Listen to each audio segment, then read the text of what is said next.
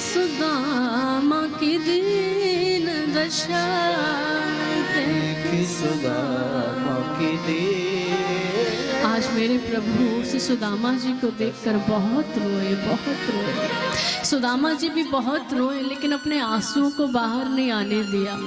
सुदामा जी ने सोचा मैं गरीब हूँ, अगर रो गया तो लोग कहेंगे कुछ मांगने के लिए आया है, इसलिए सुदामा जी अपने आंसुओं को आज अंदर ही पी गए। आज मेरे प्रभु सुदामा जी को लेकर महल में आए हैं और अपने स्वर्ण सिंहासन पर सुदामा जी को विराजमान किया है और स्वयं उनके चरणों में बैठ गए। ये स्वागत किसी भिकमंगे का नहीं है, ये स्वागत किसी भिखारी का नहीं है, ये स्वागत है श्री सुदामा जी के त्याग का। अगर सुदामा जी के जीवन में त्याग नहीं होता तो आज अखिल ब्रह्मांड का नायक गोविंद उनके चरणों में नहीं बैठा होता महाराज।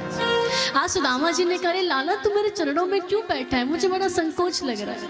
भगवान ने कहा नहीं, आज मैं जो कुछ हूँ वो आप सब ब्राह्मणों के आशीर्वाद से हूँ। आज महाराज सोने की झारी में जल लेकर मैया रुक्मिणी आई हैं, भगवान ने चरण धुलाए हैं। आज भगवान का समस्त परकर बैठा है। आज भगवान ने कहा देखो आज हम कोई भी राजपाट का काम नहीं करेंगे, आज हमारा मित्र आया है, आज हम पूरे दिन अपने मित्र के साथ रहेंगे। और हमारे मध्य में श्री सुदामा जी महाराज और भगवान भी प्रकट हो गए। एक बार जोरदार तालियां बजाकर प्रभु का स्वागत करेंगे सभी।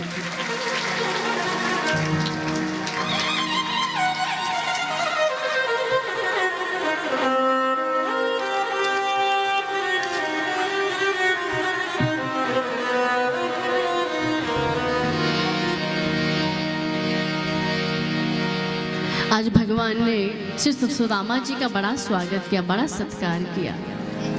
और भगवान ने सुदामा जी से पूछा सुदामा जी कैसे हो? तो सुदामा जी ने कहा लाला तेरी जब ब्रह्मा की सृष्टि में मेरे अलावा कोई और सुखी नहीं है, मैं परम सुखी हूँ। भगवान ने कहा हाँ वो तो मुझे दिखाई दे रहा है कि आप कितने सुखी हैं। आज महाराज सोने की थाली में 56 भोग बनकर आए हैं। आज दोनों मित्र संग में भोजन कर रहे हैं। आचार्य शुकदेव कहते राजन जरा इस झांकी का दर्शन करो कि एक मित्र ऐसा है कि जिसके चरणों की पादुका भी सोने की हैं और दूसरा मित्र ऐसा है जिसके चरणों में पादुकाएं ही नहीं है, लेकिन विचारों में कितनी समानता है। आज महाराज सभी भोजन आदि से निवृत्त हो गए।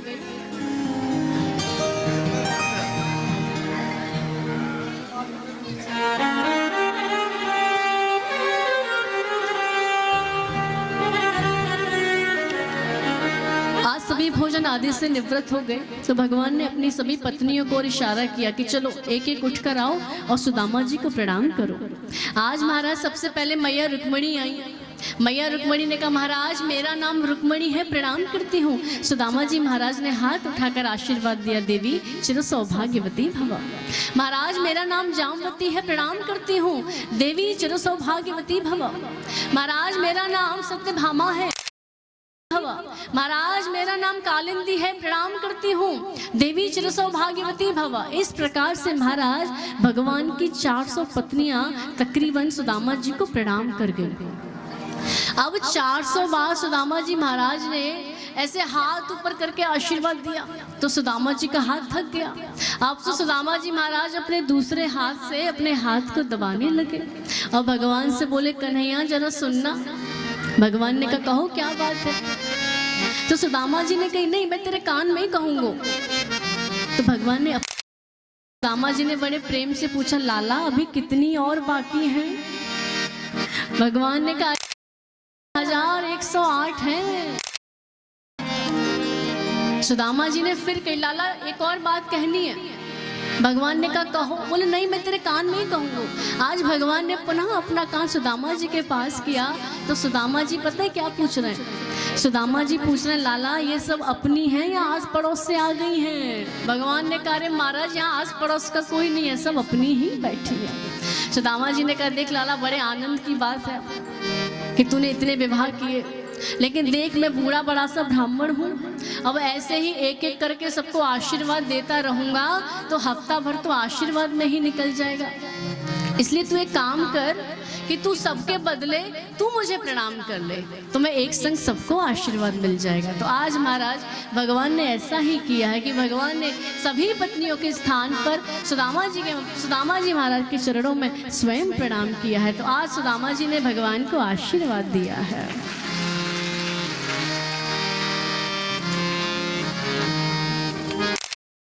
राम आदि से निवृत्त हो गए तो भगवान बताओ आपने विवाह किया कि नहीं किया? सुदामा जी ने कहा देखो इसको भीड़ में कैसी बात पूछी है। सुदामा जी ने कही देख लाला, विवाह करने की बिल्कुल इच्छा नहीं थी, लेकिन माता पिता का विशेष आग्रह था, इसलिए मुँह को विवाह करना पड़ो, और तेरी भाभी को नाम है सुशीला। भगवान ने कहा बड़े निष्ठुर हैं आप, बड़े कठोर हैं आपने विवाह कर लिया और मुझे बुलाया भी नहीं। सुदामा जी ने कहा ज़्यादा बात मत बना, मैंने तो एक विवाह किया तो तुझे बुलाना भूल गया, तूने तो 16,108 विवाह किए, तूने मुझे बुलाया क्या? भगवान ने कहा रे सुदामा जी, आपका विवाह तो बड़े अच्छे ढंग से हुआ होगा, बड़े रीति रिवाजों के साथ हुआ होगा। अब देखो मेरे विवाह की बात सुनोगे तो हंसी आएगी। सुबह तक हमारे विवाह का कोई कार्यक्रम नहीं है और शाम को 7 बजे हमारे घर में देवी जी आ गई। सुदामा जी ने कहा क्यों, तूने सारे विवाह ऐसे किए क्या? भगवान ने कहा देखो हमने बाद में बड़े विधि विधान से कर लिए थे, लेकिन हमारे विवाह की शुरुआत कुछ ऐसे ही हुई थी। भगवान ने कहा सुदामा जी आपको पता है मैंने विवाह की बात आपसे क्यों पूछी है? सुदामा जी ने कहा मुझे कैसे पता होगा? तो भगवान ने कहा देखो आप अगर अकेले होते तो कोई बात नहीं, लेकिन अब घर में भाभी जी आ गई हैं, तो ये बताइए भाभी ने मेरे लिए क्या भेजा है? आज जैसे ही सुदामा जी ने महाराज सुना है, सुदामा जी के नेत्र सजल हो गए। सुदामा जी ने मन में सोचा कि मेरा गोविंद तो बड़ा करुण है, बड़ा कृपालु है, लेकिन इसकी जो पत्नियां हैं वो बड़े बड़े राजघरानों की हैं। अब मैं इनके सामने अगर चावल की पोटली दूंगा तो क्या सोचेंगी, कैसा मित्र है, चावल की पोटली लेकर आया है।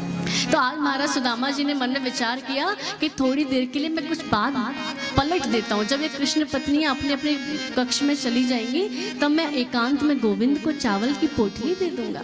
सुदामा जी ने कहा देख लाला, हम विवाह की बात और भाभी की बात बाद में करेंगे, पहले चल कुछ बचपन की बात करेंगे।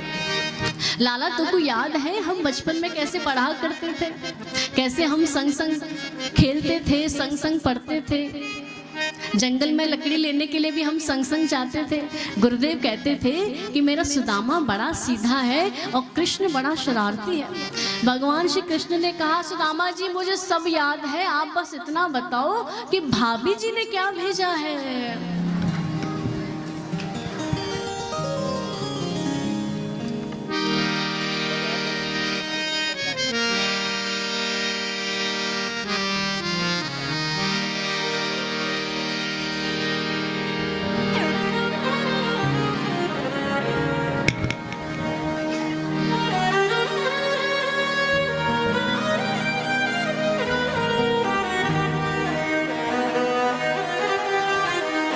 सुदामा जी कहते हैं ये तो तेरी विशेषता है, तो एक बार अगर किसी बात के पीछे पड़ जाए तो भूलेगा थोड़ी। अरे लाला हम कह रहे हैं कि भाभी की बात हम बाद में करेंगे, नेक्स्ट कछु पहले बचपन की बात करेंगे। और देख अगर तू नहीं मानो ना तो तेरी पत्नियों के सामने मैं तेरी पोल पलटी खोल दूंगा।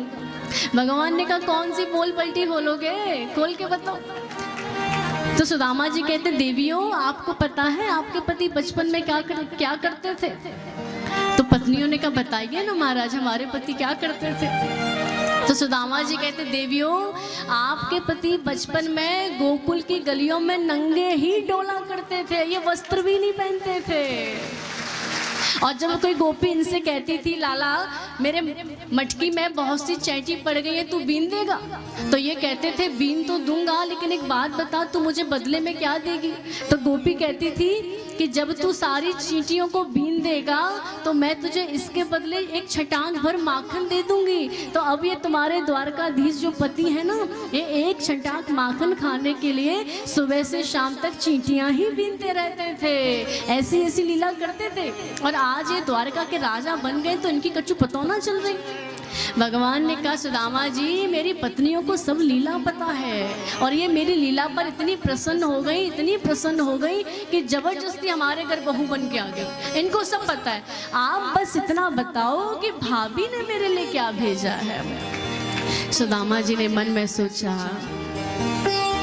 कि कृष्ण भूलेगा नहीं, इसकी तो आदत है कि एक बार अगर पीछे पड़ गया तो फिर ये भूलेगा नहीं। तो आज सुदामा जी को बड़ा संकोच हो रहा है, लेकिन भगवान ने कहा सुदामा जी जो भी भक्त मुझे प्रेम से पत्र पुष्प फल जो कुछ भी अर्पित करता है मैं उसे साकार रूप में प्रकट होकर पाता हूँ। और सुदामा जी बुरा मत माने, आपकी दाहिनी बगल कुछ ज्यादा ही ऊंची उठ रही है। आज महाराज भगवान ने सुदामा जी की बगल में हाथ डाला है और उस पोटली को छीन लिया और आज मेरे प्रभु उस पोटली को घुमा घुमा कर देख रहे हैं और प्रभु को एक सेकंड भी नहीं लगा ये समझने में कि सुदामा के जीवन में कितनी गरीबी है। आज महाराज भगवान श्री कृष्ण ने जब पोटली को खोला तो प्रभु देखते रह गए। आज भगवान ने एक मुट्ठी चावल उठाया और मुख में डाला, कहा अनेन मैं स्वर्ग लोक की संपत्ति का सुख सुदामा को देता हूँ, दे दिया। भगवान ने दूसरी मुट्ठी चावल मुख में डाला, कहा एक छत्रपति सम्राट को जो सुख मिलता है वो सुख मैं सुदामा को देता हूँ। जैसे ही तीसरी मुट्ठी मुख में डालने वाले थे तभी मैया रुक्मिणी ने हाथ पकड़ लिया और कहने लगी प्रभु कच्चा है, ज्यादा मत खाइए, नुकसान करेगा। और एक अंतरंग इशारे से बोली बड़ा बरस रहे हो पंडित जी पर, सब कुछ लुटा दोगे कि कुछ अपने लिए रहो, कुछ अपने लिए रखोगे। भगवान ने कहा चुप रहिए, ज्यादा मत बोलिए। अगर ये पंडित जी उस दिन आपका प्रेम पत्र मेरे पास लेकर नहीं आते तो आज आप शिशुपाल के यहाँ बैठी होती, यहाँ की पटरानी नहीं बनी होती। तो ज्यादा मत बोलिए। लेकिन बोलकर मैया रुक्मिणी ने केवल इतना ही कहा है कि प्रभु कच्चा चावल है, नुकसान करेगा, ज्यादा मत खाइए। सुदामा जी ने कहा देख लाला रुक्मिणी एकदम ठीक कह रही है, कच्चा चावल कोई खाने की थोड़ी होती है। भगवान ने कहा ठीक है, अगर आप कह रहे हैं तो मैं नहीं खाता। लेकिन भगवान ने श्री सुदामा जी महाराज को क्या दिया और क्या नहीं दिया ये भगवान, मैया रुक्मिणी और सुदामा जी के अलावा कोई चौथा नहीं जानता। महाराज एक बार बड़े भाव से सभी कहेंगे।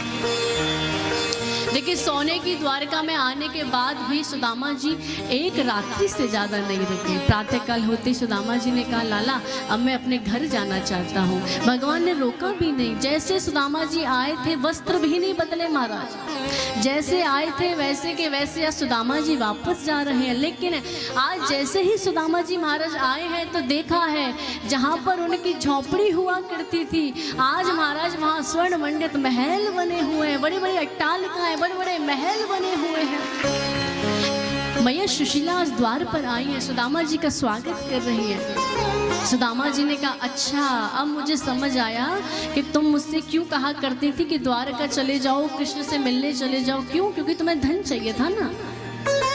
अब देवी तुम्हें तो मिल गया धन, अब एक काम करना तुम सोने की रोटी बनाना और हीरे की चटनी बनाना, आराम से इस महल में रहना, मैं यहाँ नहीं रहूँगा। आज महाराज सुदामा जी जाने लगे।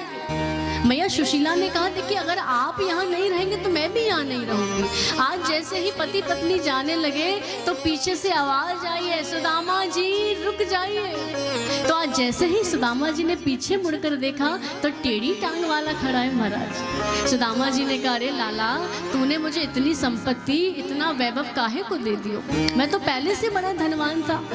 भगवान ने कहा सुदामा जी आप इस धन को, आप इस संपत्ति को जन कल्याण में लगाना, इससे प्रजा का हित करना। आज महाराज सुदामा जी ने अनेक वर्षों तक तप किया है और अंत में भगवान के धाम को प्रस्थान किया है। एक बार सभी बड़े भाव से कहेंगे,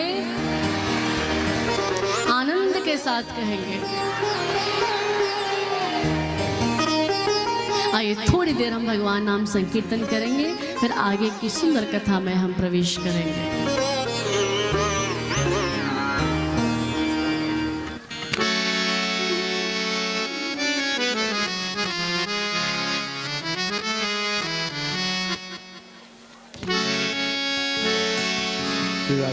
जय श्री राधा।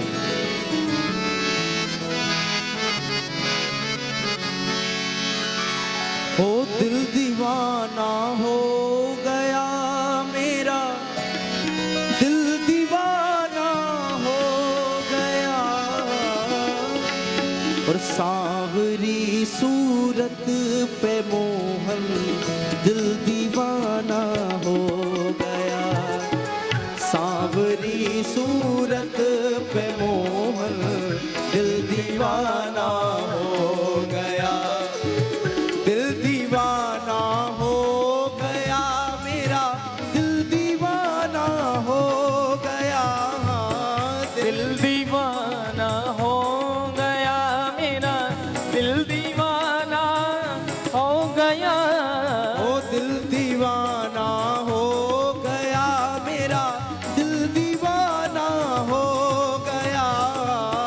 दिल दीवाना हो गया मेरा, दिल दीवाना हो गया। जा उठा के सांवरी सूरत पे मोहन, सांवरी सूरत पे मोहन दिल दीवाना हो गया।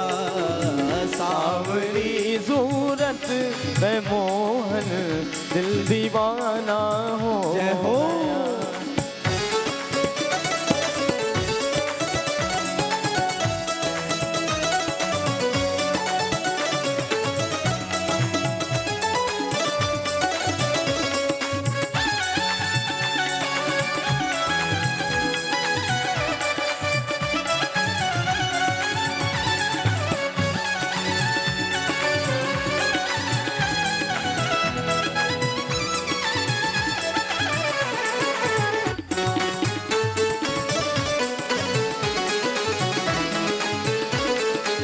विवो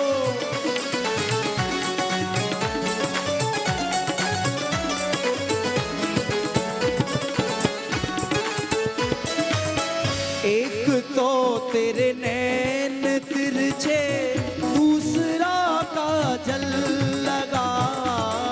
एक तो तेरे नैन दिल थे, दूसरा काजल लगा। एक तो तेरे नैन तिरछे, दूसरा काजल लगा। एक तो तेरे नैन तिरछे, दूसरा काजल लगा। तीसरा नजरें मिलाना, तीसरा नजरें मिलाना दिल दीवाना हो गया। सांवरी सूरत पे मोहन दिल दीवाना हो। कुलबाके वे हरिलाल के। हेलो, चलिए अभी